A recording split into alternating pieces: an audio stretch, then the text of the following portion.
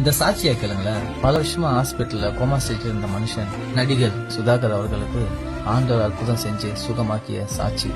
அவரே சொல்றது கேளுங்க. நான் தமிழ்ல டிரான்ஸ்லேஷன் பண்றேன். இப்பொழுது நான் இயேசுவை நம்புறேன். நான் கோமால இருக்கும்போது இயேசுவின் தயவால என்னை சுகமாக்கி என்னை ஆசீர்வதிச்சாரு. சபையில எத்தனையோ பேர் எனக்காக பிரேயர் பண்ணாங்க. நான் உங்க முன்னால வந்து இருக்கேன், அது அவர் தயவால தான். அந்த தேவாதி தேவனுக்கு காலம் பூரா நன்றி சொல்லிக்கிட்டே இருக்கணும். உங்களுடைய எல்லா படங்களிலும் இந்த தாயத்து இருக்கும். என்ன, இது தாயத்து இல்ல, இது உள்ள சிலுவை இருக்கு. எங்க அத்தை எனக்கு பிரசன்ட் பண்ணாங்க. என்னுடைய எல்லா படங்களிலும் இது இருக்கும். இது இல்லாம எதுவும் நடக்காது. நான் வெளியே போகும்போது எல்லாருமே கேட்பாங்க. நான் சொல்லுவேன் இது என்னோட சென்டிமெண்ட். నమ్ముతాను. నేను కోమాలో ఉన్నప్పుడు మరి ఆ యేసు ప్రభు దయ వల్ల ఆయన ఆశీర్వాదం వల్ల ఎంతో మంది చర్చలో కూడా ప్రేయర్ చేశాను. నాకు చాలా చర్చలో మళ్ళీ బయటకు వచ్చి నేను ఇలా మిమ్మల్ని నిలబట్టగలిగానంటే మన ప్రభు దయ వల్లే.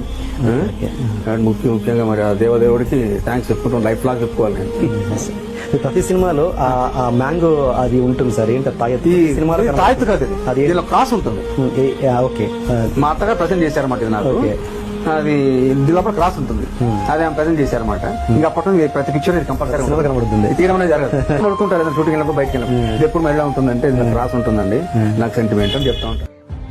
எப்படியாப்பட்ட மனுஷனா இருந்தாலும் சரி, எந்த நிலையில இருந்தாலும் சரி, இயேசுவின் கூட்டு பாருங்க, அற்புதத்தை கண்ணால பாப்பீங்க. உலகத்துல பல தெய்வங்கள் இருக்கலாம், ஆனா கூப்பிட்டா வரக்கூடிய ஒரே தெய்வம் ஆண்டவராக இயேசு கிறிஸ்து தான். அவர் தான் உங்களை நேசிக்கிறார். Jesus loves you. May God bless you all.